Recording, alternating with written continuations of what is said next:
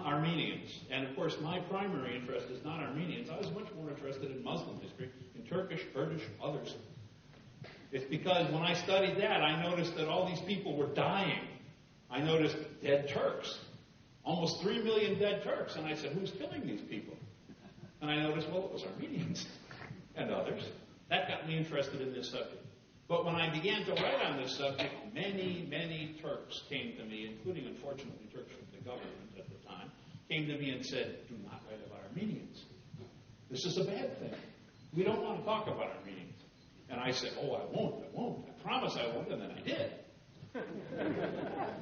Luckily for me, the things had changed by the time I actually wrote. Luckily for me, there was some change, but I thought in Turkey, people would never really get involved in this. I see a tremendous change. I see these organizations beginning to be interested in this, and this does hearten me. It makes me feel good. Not only because it sometimes feels very cold when you're all alone.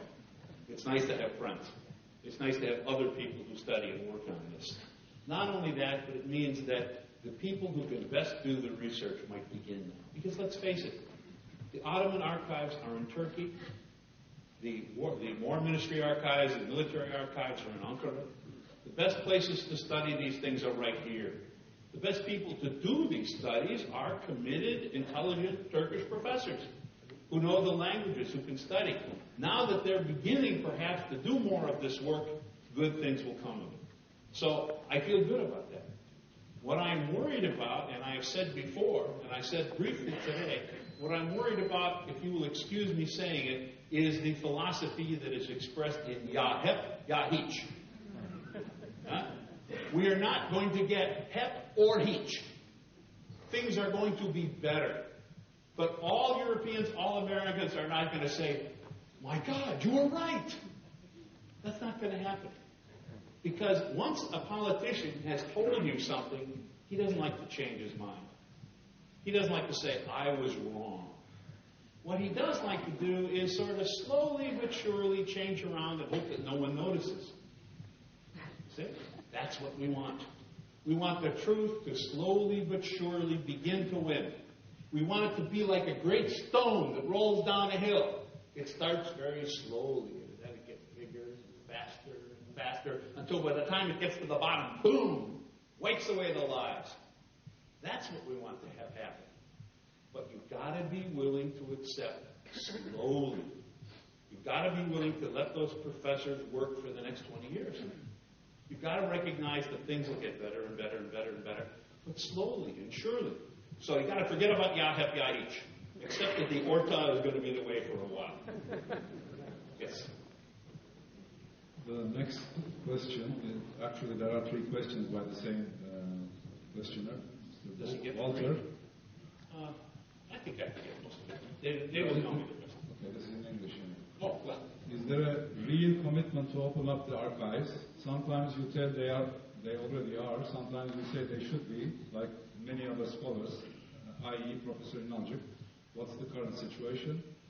The second question is, how can you say that the Armenians were not innocent? Some of them were not, okay. But what about the rest? Admitted so that they were slaughtered, be 500 or 600,000. The third question, let us admit that some Armenians were not innocent, that they helped Russians. Did the Russians deported or killed Georgian Muslims or Azeris that could have helped the Ottoman army? All right, let's. This is quite a bit of question, you realize. Let's do one thing at a time, perhaps. The first thing is about the archives. The archive situation is complicated. The Ottoman archives, the archives of the Ottoman Empire, the main archives that include the Foreign Ministry and many other ministries, those archives are indeed legally open.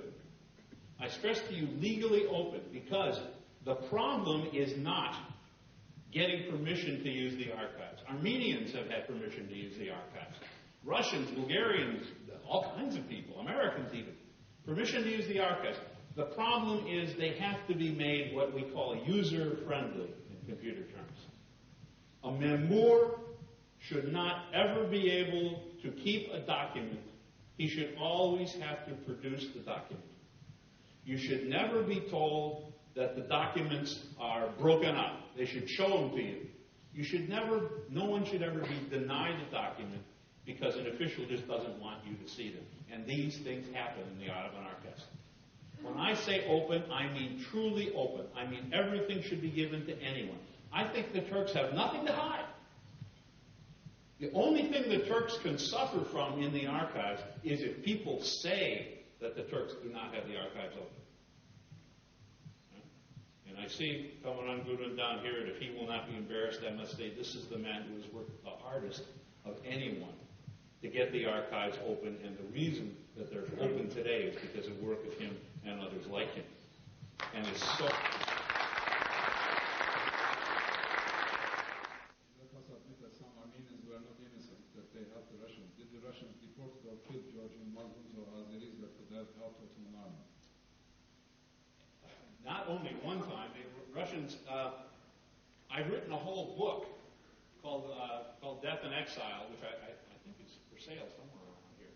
But I've written a whole book on what the Russians did do. Yes, indeed, the Russians were responsible beginning at the end of the 18th century, the 1790s. The Russians were responsible for massive deportations of Muslims. And the Georgian Muslims that are spoken of in the Georgian, well, I assume by Georgian Muslims, he means Muslims who live in Georgia, not Georgian speakers. But the Laz, the Abkhaz, the Cherkez who live a little north of Georgia, these people, more than 1 million, we estimate about 1.2 million of these people were either killed or thrown out of their homes by the Russians.